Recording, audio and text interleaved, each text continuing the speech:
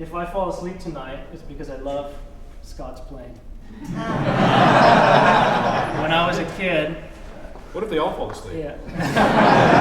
It means it's too hot. When I was 3 or 4 years old, I see some faces that will remember this. I would sit, my dad would teach in the house, and he'd sit in the chair, I'd sit on his lap.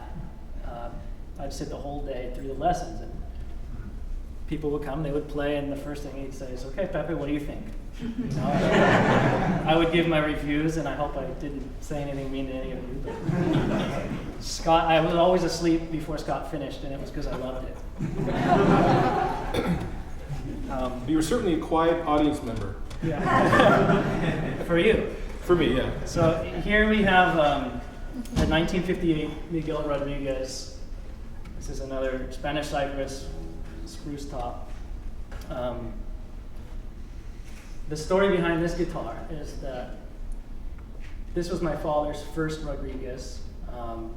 When he was about to turn 15, or when he was 14, the lady named Henrietta, who the guitar is named after, is Henrietta. An English lady who loved his playing, wanted to buy him a guitar, and he didn't have a great guitar to play. So she asked him what he wanted. He wanted a Miguel Rodriguez. He wanted a concert cypress spruce guitar, and she ordered it for him. And he took this guitar. He made his first 2 flamenco recordings on it. His first 2 CDs. When he was 15, he recorded Flamenco Fenomeno. When he was guitar. Yeah, when he was 18, I think it's just flamenco. Yeah. And he went on to record a quartet flamenco CD. He recorded 2 or 3 classical albums on it. The Baroque, one of the Baroque CDs he did was on this. My grandfather also recorded his first classical album on this guitar. On my 15th birthday, my father gave it to me, since he got it on his 15th birthday, and I spent many, many, many hours playing this great guitar. The top on this is 2.1 millimeter stick. The back is 2.2 millimeter stick, and the sides are about 1.7. Okay. Anything else? Nothing else. I was sorry. I'm doing this just so that the necks stay consistent here. It's going from guitar to guitar. It can get the sticky. Sometimes the stickiness or the strings.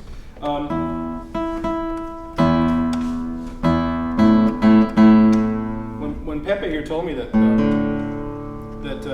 Pepe Senior had recorded the Flamenco Fenomeno recording on this guitar, I was floored because that was just one of my go-to albums. I remember driving out here actually from Michigan out to USC, and all I listened to the whole way was Paco de Lucia and Pepe Romero, and those two recordings were part of my listening experience.